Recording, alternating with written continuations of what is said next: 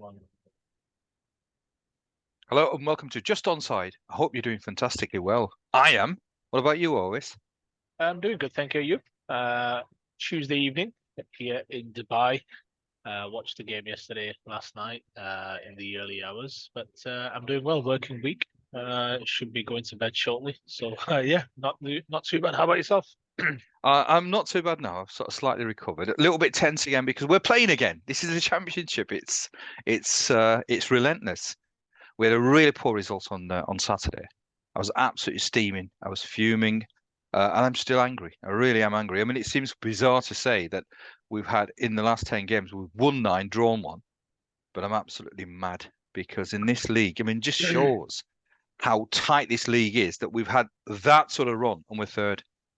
Because you just can't afford to drop any points. So to drop points against Huddersfield, a poor Huddersfield side, who had 10 men for the whole of the second half, is inexcusable. And again, I've been a critic of Fark, and again he fell short. He was absolutely woeful. You've won 9 games and drawn one. It's because, and I've said this many times. I mean, I do this on Twitter, where there's a lot of fans who just that's the default setting, right? We've won so many games, so you can't criticize Fark. Now, the reason why we win many games, if you've got good players in the championship, especially teams that come to play football, the fact that we've got quality, real good quality, it usually means that the better team will win. The Are you problem saying is, are you saying they should just go without the manager? I would sort of say that the manager's not really adding. The reason why is when teams play with a low block, uh, Huddersfield's tactic were to kick lumps out of the Leeds players, spoiling tactics, low block. It was 1970s football. It's the sort of thing that probably Sam Allardyce would love. Uh, and albeit, I mean, it's slightly unfair on Sam because he did play with Bolton quite decent football, but this is where he is incapable of finding a strategy to try and counteract teams that are adopting uh, low blocks, and really they're just to spoil. And it was disappointing, bitterly disappointing, compounded by the fact that Ipswich won. That's 5 wins on the bounce for Ipswich. Southampton won, and they scored a Leicester City last-minute winner. lost. Yeah, Leicester lost, but they had this buffer. Now, again, if we'd have won, we would have been 3 points behind Leicester. And just think about it. At one stage, we were 17 points behind. So it's really tight. Today is just, it's a must win. It's a must win. In fact, I think out of the next 11 games, I think 11 games, virtually every single game is a must win. So let me get this right. So your team won 9 on the bounce, Yeah, and because they drew the 10th game, you're up in arms about it. Is that right? absolutely. I'm absolutely livid. Because Leeds have a divine right to win 20 on the bounce and win the championship around It, January, February, right? In your if eyes. you've got one of the best teams in the league, and if you're playing a poor Huddersfield side who are on in terms of points, they're in the relegation, just above the relegation zone, and they had 10 men, and they're not a great footballing side. So it's inexcusable. This is the championship. We should be the Man City, the Arsenal of the championship. We should be absolutely brushing brushing teams aside with the ability and the quality that we have. Don't be comparing Leeds to Man City and Arsenal ever again. No, no, Okay. no. Hey, listen, what I said, we are in the championship. I'm not sort of comparing us to obviously the great sides of the Arsenal and Man City, but in the championship, we are one of the better sides. In fact, we are. I'd go as far as sort of saying we're in the top 2, albeit we're third at this moment in time. But that's enough of Leeds and enough of my anger. Or I hope. I hope. self-entitlement. Well, I mean, you could say that, but I still maintain that if you've got a good side, then really you should expect to win more games than not. But we are playing today against Stoke at home, and I'm just absolutely desperate that we win the game because it will just calm me down a tad. Right, okay, before we crack on with the show, let me ask our viewers the usual good stuff. So smash a like, subscribe if you haven't, share. We've got a Twitter account, an X account. So please subscribe to that as well. Lots of good stuff on there. So, right, let's crack on with the show. A really interesting weekend involving all the top 3 teams that played on Saturday, Sunday, and Monday. So it was Liverpool, Man City, and Arsenal, respectively, on those 3 days. It almost, for me, typified the current state of each particular team. Liverpool sort of beset with injuries, and they won absolutely at the fag end of the game. A little bit of controversy on that. Man City was absolutely sublime. I mean, we'll obviously talk about it, but they were magnificent. They went a goal behind, a spectacular goal from Rashford. But really, there was only going to be one team that was going to win that game. And yesterday, an absolute spanking. I mean, I'm not sure what time you were watching the game. It'd probably be about midnight. But Correct. I think it was well worth the watch because that was it was a massacre. Uh, I mean, I just on that before I let you go, but I mean, I was critical of Luton at the start of the season. Really, what my angst should be with Sheffield United. That was just diabolical. I mean, they might as well just. I mean, they might as well come out with white flags. That was throwing in the towel. That was awful, absolutely horrific. I mean, it was a disgrace. I mean, it was. They hardly lifted a glove. So fair play to the Arsenal, but really they didn't have to break sweat. So go through the weekend in any which way you want. What's your take on the weekend's games? Who do you think is now in the ascendancy? Liverpool obviously it's still lead, but I worry about Liverpool. I think that performance made me even more worried than I was before. So what's your thoughts? Yeah, I mean, look, in terms of how the land lies at the end of this game week, I don't think you could say with any certainty as to which team is going to win the Premier League title. And I think for most neutral observers, that's essentially what you want in any footballing or sporting competition.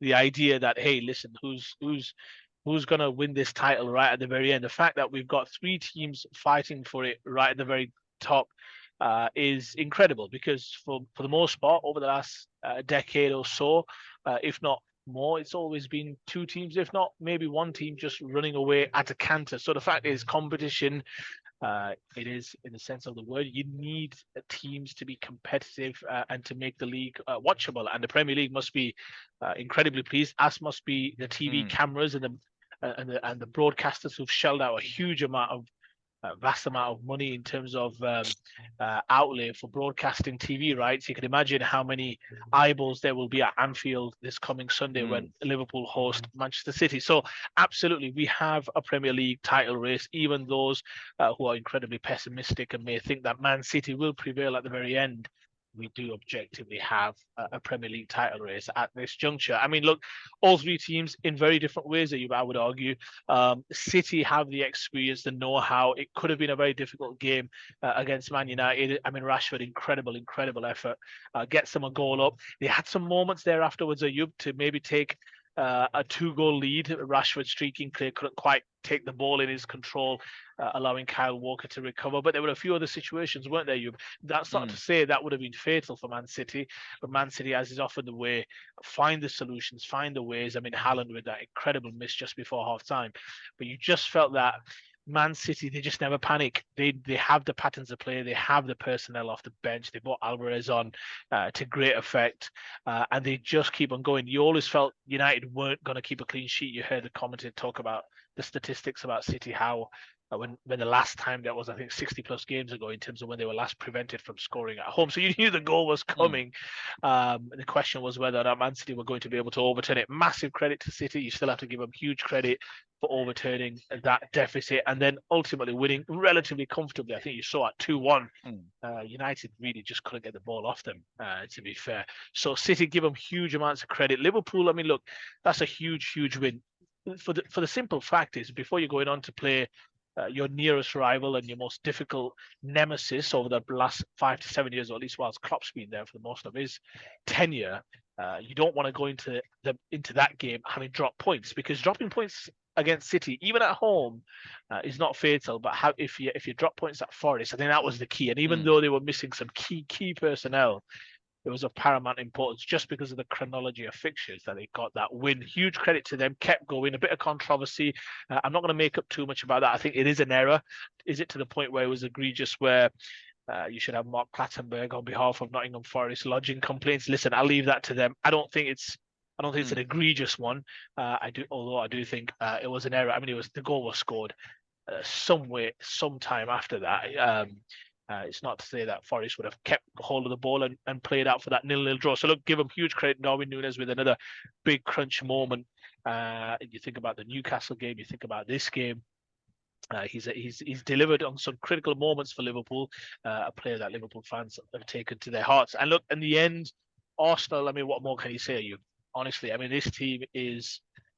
I'm as objective as it comes. I like to think when it comes to Arsenal, I watch them intensely, and I watch them with a great deal of focus in terms of what are they doing different now compared to early on in the season. And I think the simple fact is they are playing with a lot more conviction in their play. And that is with the ability to kind of play to create chances as opposed to play to control. Early on this season, I felt they were also playing a little bit, I want to say timid, but a lot more cautious, not moving teams around. I remember Gary Neville speaking about it early on in the season, saying, are they going to be kind of coming on strong at the back end and maybe start off a little bit slowly? And look, early on, they were still fine. They just weren't as, they were nowhere near the attacking force that they are currently. I mean, this is unprecedented in terms of the run that they're on. 31 goals in the last 7 games. I mean, yesterday, to your point, I started watching the game, obviously at midnight. I was in 2 minds about going to sleep at 12:20 when it was 3-0. So I genuinely, I was thinking, well, this is perfect. 20 minutes, get back to the bed and get to sleep. I did watch the entire game. I mean, look, they are putting. I mean, they took their foot off the pedal in that second half. But just to give you a little bit of a feel for it, Ayub, Saka in the last 12 games prior to this previous 5, he'd finished the game all but twice. So in 12 previous games, he'd played 90 minutes in all but twice. The other 2 games, he'd played 88 and 80 minutes, just going to show that they needed every last minute of one of their star players. In the last 5 games, it's been so comfortable. The most I think he's played is 78 minutes.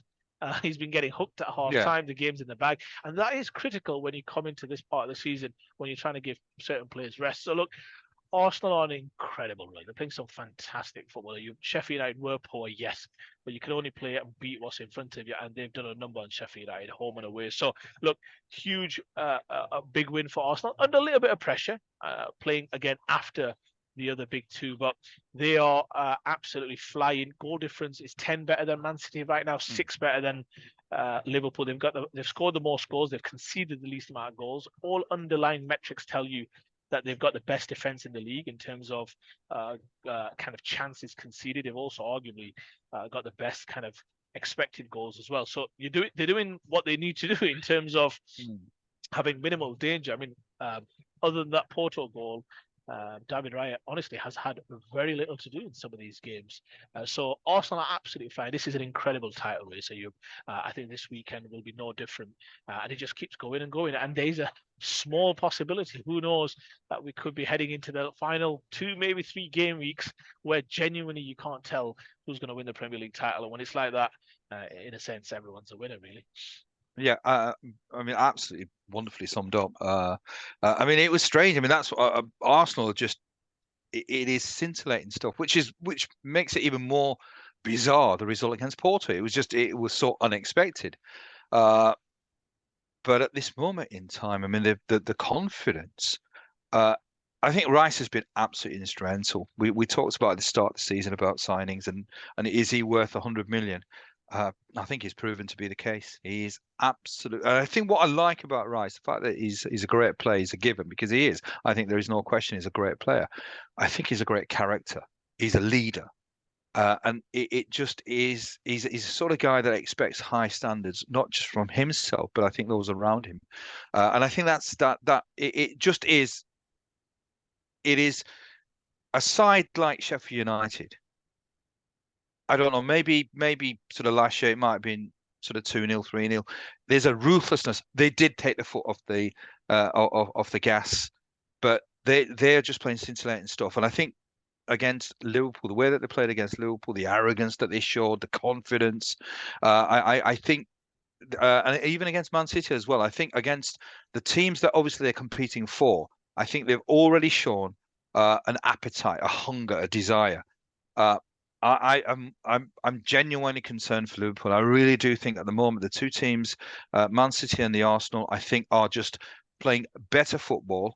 They everything seems to be absolutely falling into place. I think for Liverpool it's the other way around, where they've got injuries to key players, to key personnel. It just, I think what's almost getting them over the line is Jurgen Klopp. I think this just pure sort of bloody mindedness of this team to get over the line for Klopp. And I think that's any other manager, and there would be perhaps having that game wouldn't have been a 1-0 win. It would probably been a draw. But I think there's something at the moment that they dig very deep. But that's all well and good against maybe lesser sides. At the weekend, I can't see them getting anything because Man City, it was. I mean, it's not the first time that I've commented on Man City and their ability to move the ball, and the way that the players move. You no matter how good a defense is, somehow they will find space, and it. I mean, I'd hate to be a defender against Manchester City because they're pulling you in different directions.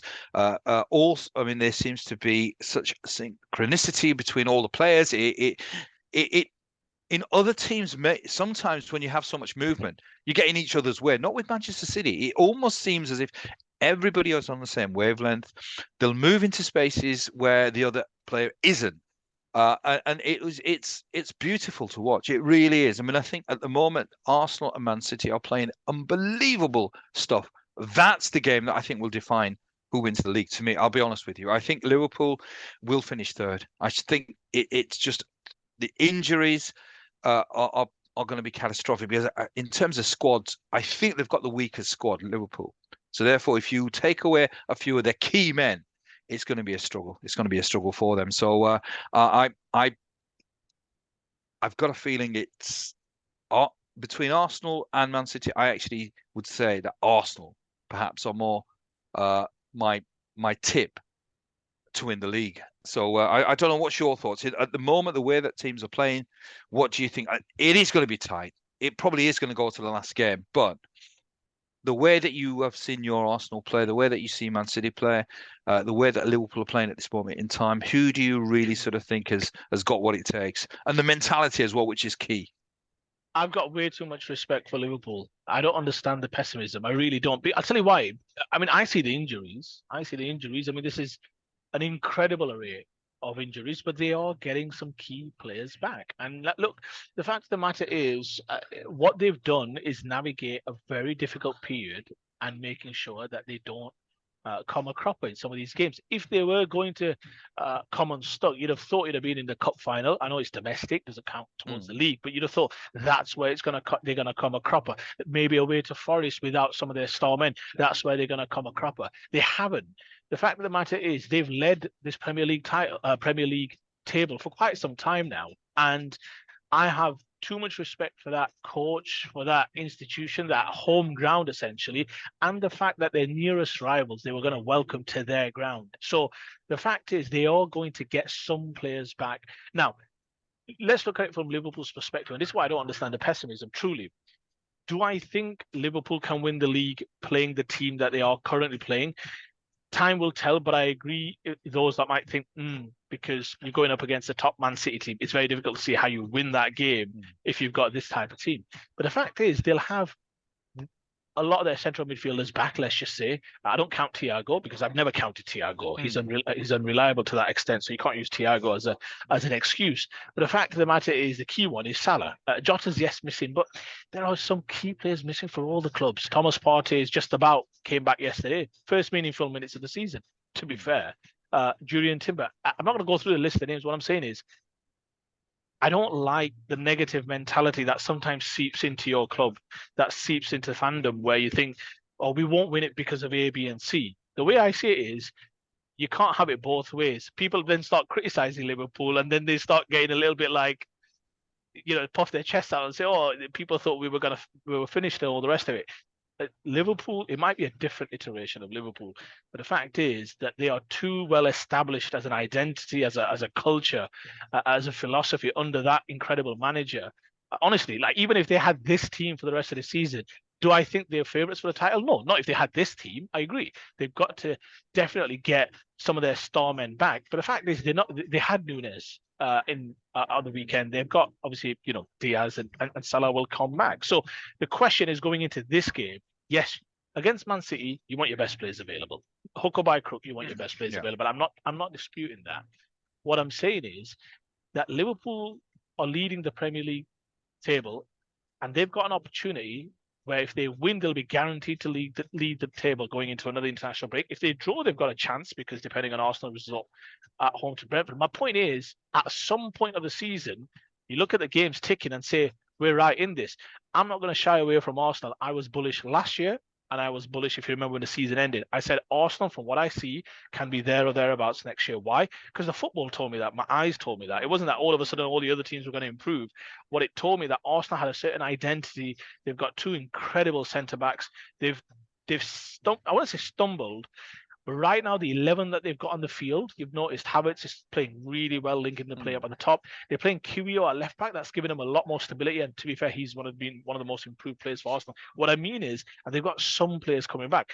Partey played yesterday. Timber's back in full trading. So it's at the right time at the business end of the season, as one would say. But they've got a very settled 11. I think Arteta would love to play the same 11 or close to that in the last 11. Jorginho's been a huge addition in some of these critical games where he's allowed Rice to get forward. Arsenal are playing incredible football. There's no two ways about it. It's the best football that I've seen Arsenal play genuinely for the best part of maybe the best part of a decade, truthfully. Yeah. If you think about, in a sense, going back to the kind of famous Wenger eras in his pomp. So look, if you told me where do I think the title's going, I genuinely don't know, because I think all three teams have an opportunity. I mean, Liverpool will be thinking, we have one home game against our nearest rivals. If we somehow can find a way to win that game, albeit it's difficult, we can find a way to win that game. We've got the most difficult fixture out of the way, and we've put 4 points between us and Man City. Plus, they'll have a superior goal difference as well. Right now, they've got plus 39. City have got plus 35. By virtue of a win, that's already plus 6 in terms of the difference between the two teams, depending on the result. So that's a little gap. Obviously, Arsenal have got the best goal difference so far. Let's see how they continue to fare in terms of their attacking prowess. But I don't understand the negativity when it comes to Liverpool. They've done it. They've been there, they've done it, they've got the t-shirts, they've got the silverware, they've got all the various different accolades in terms of Champions League finals, Champions League triumphs, all the rest of it. And they've got an incredible manager. I just think they will get some of these players back. They get 3 weeks or a couple of weeks off because of international, and then I think it's FA Cup. But why not, are you? That international breaks come just at the right time. So it's just a case of avoid defeat against Man City. And you're absolutely right there. Let's say the results just very quickly. Let's say Arsenal do beat Brentford, which they'll be hoping to do so at home to Brentford. I mean, that would put them, and let's say the other two draw. I mean, it's going to be Arsenal and Liverpool tied with City a point behind. I mean, this is what it's made of, isn't it? With 10 games to go, Arsenal and Liverpool will be thinking, well, Arsenal, I've got to go to City. Yes, Liverpool got some. The point I'm making is, game by game, I genuinely think Liverpool can beat Man City. I agree, it looks unlikely in a sense if you've got a couple of youngsters playing and all the rest of it, but it won't be that bad. I still think they can be competitive. Anfield, home crowd, emotions. I don't see the reason why they can't beat Man City at home. Genuinely. I mean, I sort of slightly disagree. I think you're right in the fact it's at home. You're right in the fact that they've got an unbelievable manager, one of the best managers that we've had the privilege to ever see, certainly. But it's against the very best sides, and Arsenal and Manchester City are two of the very best sides in the Premier League, and they have been for a number of years, where you need everything possible to be on your side to have a chance. And that this is where the issue is. I think with Liverpool, as I said, in terms of squads, I think they have not a weak squad, but the weaker squad amongst the three. The other clubs can have injuries, but they've got enough to compensate. I think with Liverpool, unfortunately, there's no, for Jota, there's no real like for like. Salah, there's no like for like. I think with, obviously, you can say with Man City, KDB is unique, Haaland is unique, Foden, unbelievable player, is unique. But there's enough talent. I mean, you've got enough cover that even these top players, they could be missing. Same with the Arsenal to a certain extent, that they've got enough depth in the squad.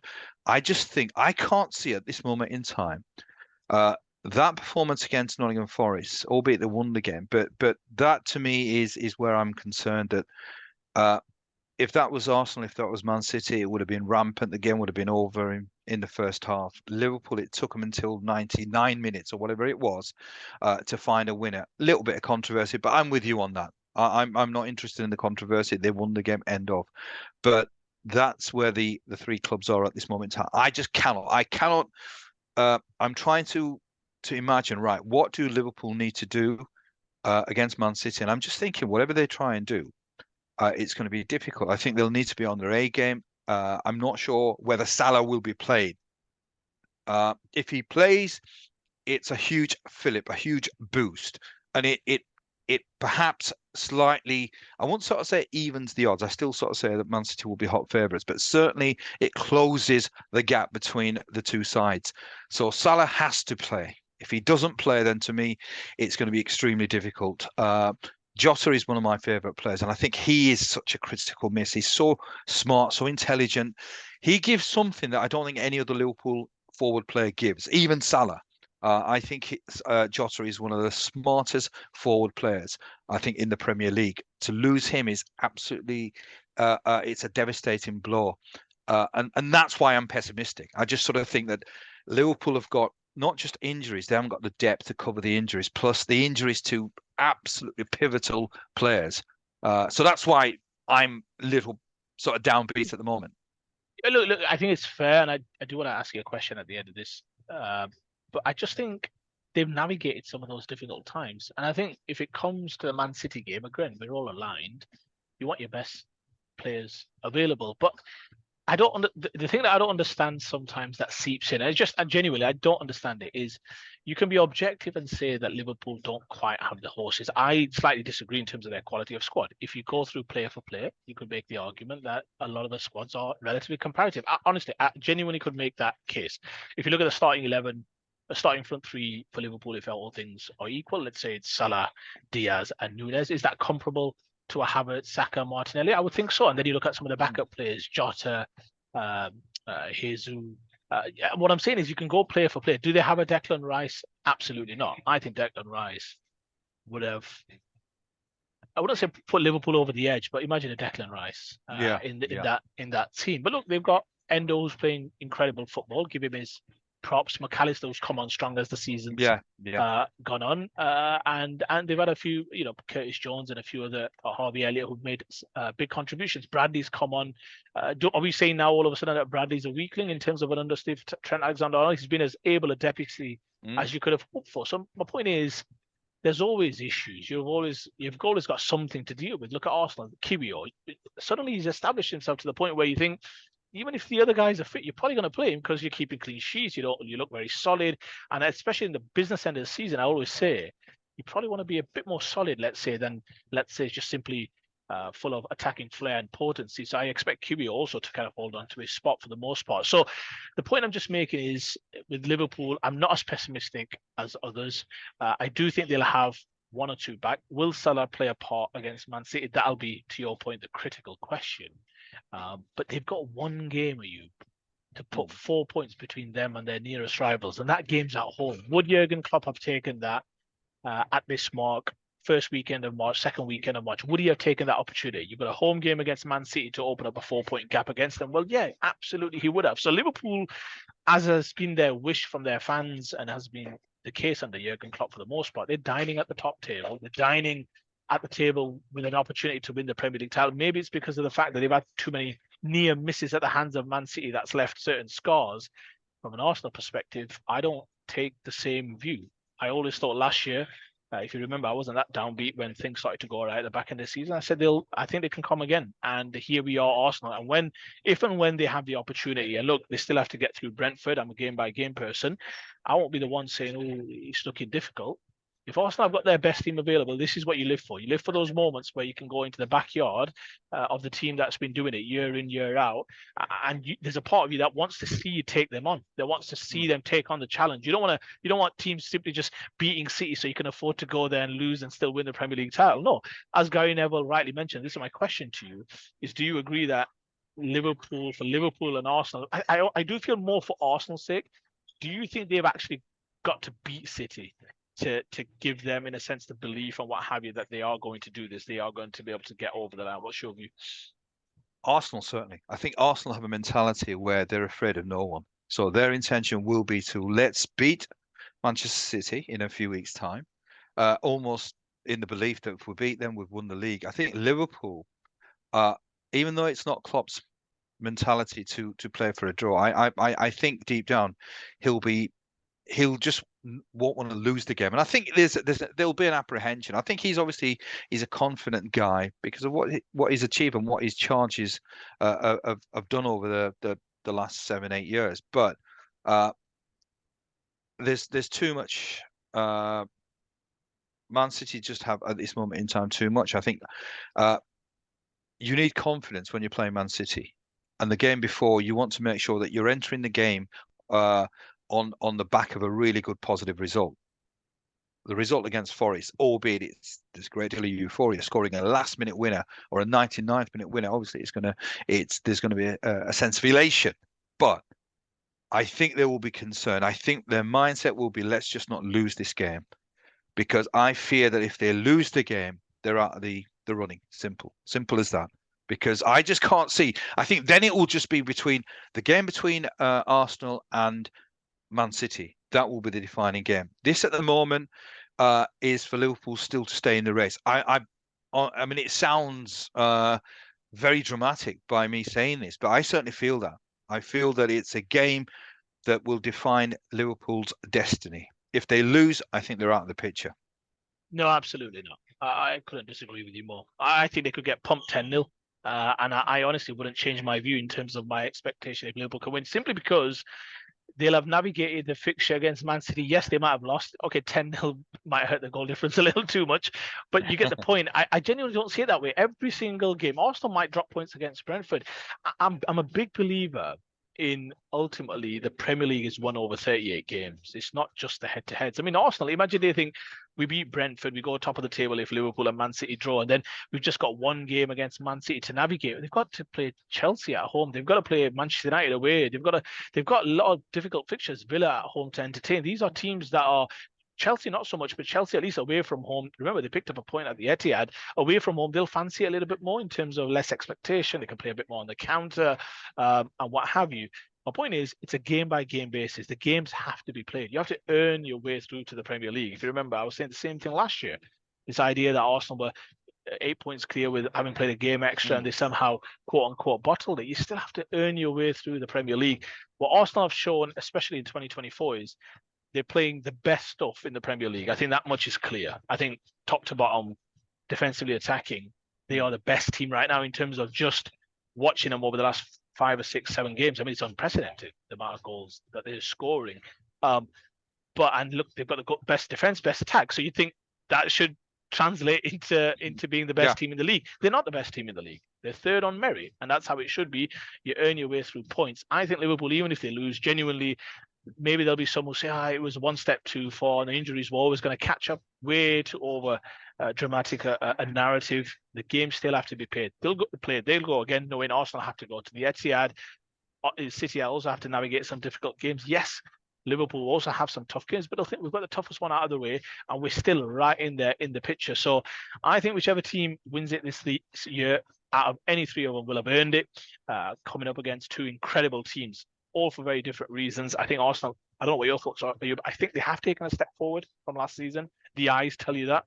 In terms of the confidence they're playing with.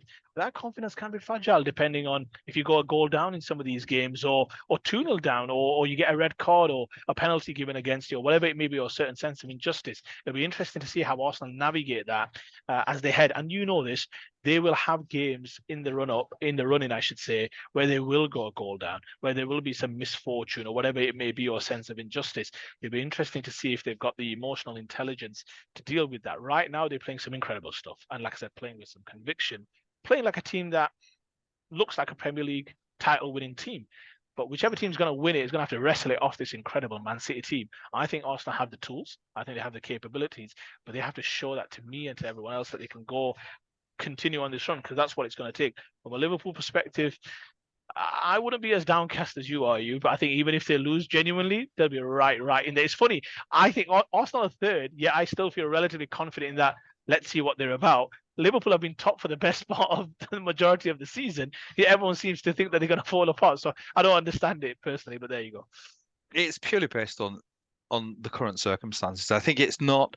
If you'd have spoken to Liverpool fans maybe 4, 5, 6 weeks ago, it would have been fine because there was no real injury crisis. I think the injury crisis, especially to key players, has impacted because I think most Liverpool fans uh, would probably, if they're honest, would sort of say in terms of squads that they probably have a squad which is weaker, and that was always going to be the problem because, in a sense, if you've got a weaker squad, it means that you want to make sure that your key players stay injury free. And that's where we're at this moment in time, which is where perhaps the pessimism is, albeit Liverpool at the top. But I think this will be a defining game. It's a huge game. I think Arsenal are supremely confident. You can see it. They are it is oozing out of every single player. And I think when they've played the big teams, when they've played Liverpool, when they played Man City, you can sort of say they're absolutely up for it. So I don't think there's an issue at all in terms of the mentality. I can't see them losing any game. The only game that I sort of see them perhaps not winning or losing is against Man City. That's why the games against Man City for Liverpool and for Arsenal will define the destiny. Right, that's my thoughts. That's your thoughts. But let's have some predictions. Or have you got something else to say? Okay, let's do predictions, but I do want to get onto something else. A side note from the game on All Sunday right, at the okay. Etihad. Predictions for what? For the I'm not asking you for the Arsenal Brentford game because Arsenal win that game comfortably, so we're not going to bother with that. But it's the Liverpool versus Man City. What do you think? We might discuss it heading into the weekend. Um, let's wait till Friday. Only because, to your point, Liverpool's team. Let's just see who's back and who's not. Genuinely, because I think it does make a material difference. Oh, he does, yeah, absolutely, So I absolutely. think All right, we okay. should save that. All right, okay. In terms of the side note from the game on Sunday at the Etihad, what's your view? I mean, we've been talking about these three amazing teams, and they are three amazing teams for very different reasons. I say different reasons. They're there at the top in terms of different ways. They're on a very different journey. Liverpool last year obviously fell out of the Champions League spots. Jurgen Klopp's last season, they're back where they belong in terms of fighting for the Premier League title. City were always going to be here because they are the team to beat, as always is the case, treble winners last year. And Arsenal now still knocking on the door again after they were last year and still continuing to make progress under Mikel Arteta. I thought it was interesting. All three teams, obviously, huge goal differences, lots of points. I think it's the second time in Premier League in terms of at this juncture that three teams have got more than 60 points. But there was another team on Sunday at the Etihad Stadium. That was Man United, obviously playing against Man City. Started off well, and I think just in terms of comparison to these three teams, obviously these three teams are absolutely flying. United aren't where they want to be. They want to be obviously where these three teams are in terms of challenging back for top honours. We all agreed that was going to be tough this year. I think for Man United, I still had them finishing fourth, although that looks challenging right now. How do you see it, Ayub? I mean, they started off well. Obviously, performance somewhat petered out to some extent. They're still missing some critical players at the back and what have you. How do you see it panning out for Ten Hag? There's been a few little murmurs, a few rumours. Obviously, he had a jibe back or hit back at Jamie Carragher's comments a couple of weeks ago as well. How do you see it panning out for Man United and more importantly for the manager?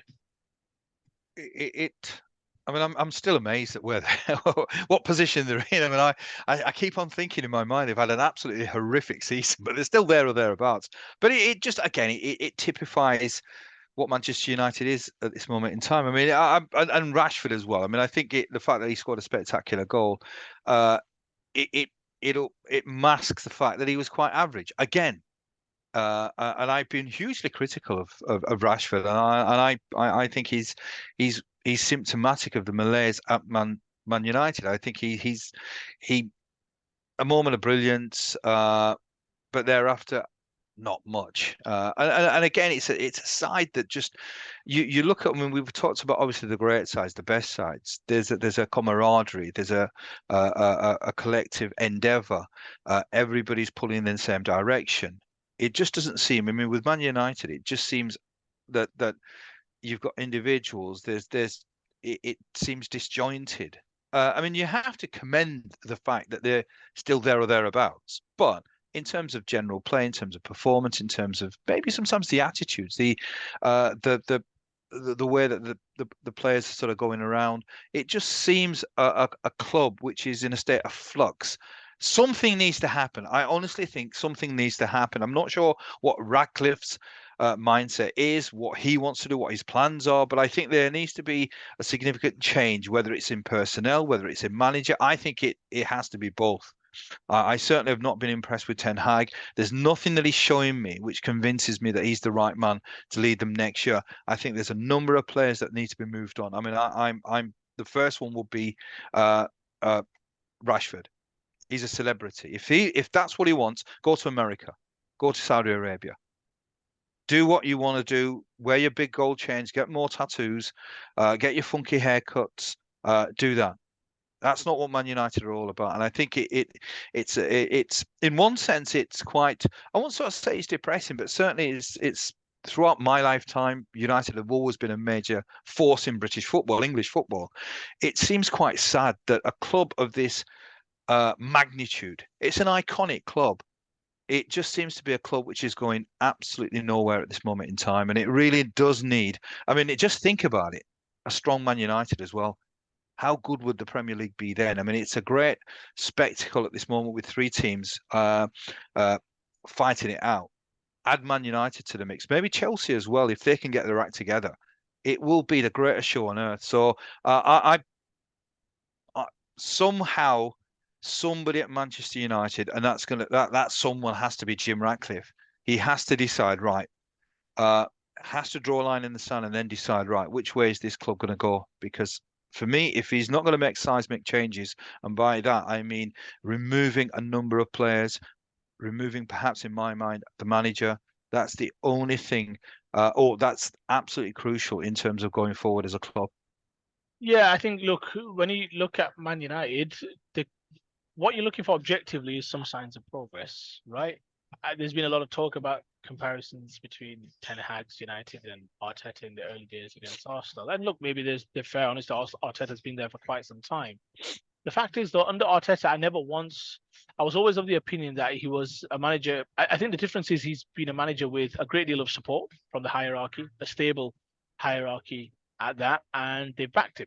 And when you back a manager, you just hope that the manager has the right wherewithal and what have you to carry that mission through and bring about a playing personnel, in a sense, in the identity of what the club has. And now Arsenal have reaped the rewards of that. I could have gone horribly wrong. If you keep listening to the manager, support him, and then you end up with 100 duds, let's say, on the pitch, it's no good to you, is it? Whereas with Ten Hag, he's had to take some of that onus on in terms of recruitment and what have you.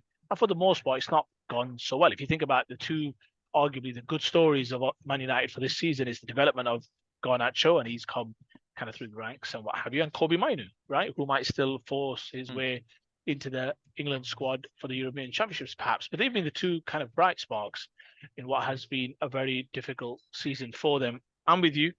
I don't think he sees the start of next season. I'm not saying he should or he shouldn't. I just don't think he will. I think when a new kind of regime comes in, they're not necessarily going to fire the person straight away. I think it's a case of you spent X amount. Heck, you might as well go the extra a couple of mil, let's say, to force your way to get the right guy, the man that you want. And I think right now, Ten Hag's, I'm not sure what his approval rating would be. I think right now, I'm not so sure. I think it'd probably be 50-50 you in terms of seeing how the other three teams are progressing so well, how Klopp's leaving Liverpool on a high in terms of having won trophy in the bag with the win in the Carabao Cup, and maybe Premier League and other honours to follow. You've got Guardiola always flying high with Man City, and you've got Arteta, a team, Arsenal, where United and Arsenal have kind of jockeyed for position, haven't they, in previous years? And yet now Arsenal have established themselves as the premier outfit, at least between the two clubs. It'll be interesting to see how they fare when they go at Old Trafford. Arsenal will be looking to impose their will and superiority on Man United when that game comes around. But look, I don't think he'll unfortunately get the start of next season. I mean, it was a good performance in the sense of the first half. You thought, oh, right, got the goal, had some great moments. I thought it was smart perhaps to play Fernandes up front. You always felt City were going to score, though. I mean, there was no getting away from that. So they were always going to need to kind of outscore Man City. And I thought in the end, it kind of petered out. And I think That's not to say City can't do that to you at the Etihad. It's an incredibly difficult place to go. But I think it was another measuring stick in terms of where Man United are right now, and they're a chasm. They're a chasm away from what Man City are in terms of the patterns, in terms of the consistency of play, consistency of the kind of identity in which they play their football. So, look, I think they've got a very difficult path, let's say, in terms of how they get forward. And I think that perhaps will start with a new manager at the helm next year. Don't know who it will be, but I do think I'd be very surprised. I don't know why, but I just think they will make that change and go with a different manager and get somebody else in to galvanize that group and to get them trending and heading in the right direction. Right now, they're a million miles away. Arsenal with a plus 45 goal difference. Are you Manchester United with -2? That's a 47 goal swing between the two clubs. And there was the question asked last year about who had the better season. So I think that answers that in a very emphatic way. But yeah, look, difficult times for United. Not quite sure where they go. Lots of surgery needed with that playing personnel, and also needs some clear direction off the field as well. So let's see how they fare. And they've obviously also got to play the other two teams, Liverpool and Arsenal, in the title. So they'll also have a say perhaps where the title will be headed. So yeah, fascinating. Yeah, they could to them, and they could end up sort of doing Liverpool a favour. So even this weekend, obviously, you got a lot of Liverpool fans supporting Man United, but as expected, they let them down. Exactly. It's interesting, as I said. It's a story that it will be intriguing because I mean you're saying that Ten Hag won't be there, and I agree with that. But I'm more concerned about because that to me is if they're not going to get rid of a number of players, then really to me it's just not going to work because they've had a number of managers over the recent years. It's not really worked because I think it's much more ingrained the problem. And I said that there are players there that I think are quite cancerous in the sense that they are really they're not helping at all. If you've got especially sort of players that are well established who perhaps aren't showing the right attitude. I mean, I talked about Declan Rice. He's exemplar. He's exactly the type of character that you need in your football club. Uh, Man United have precious few of those types of characters. In fact, they've got quite the reverse. And as I said, I mean, I've got this. It's not a vendetta against Rashford.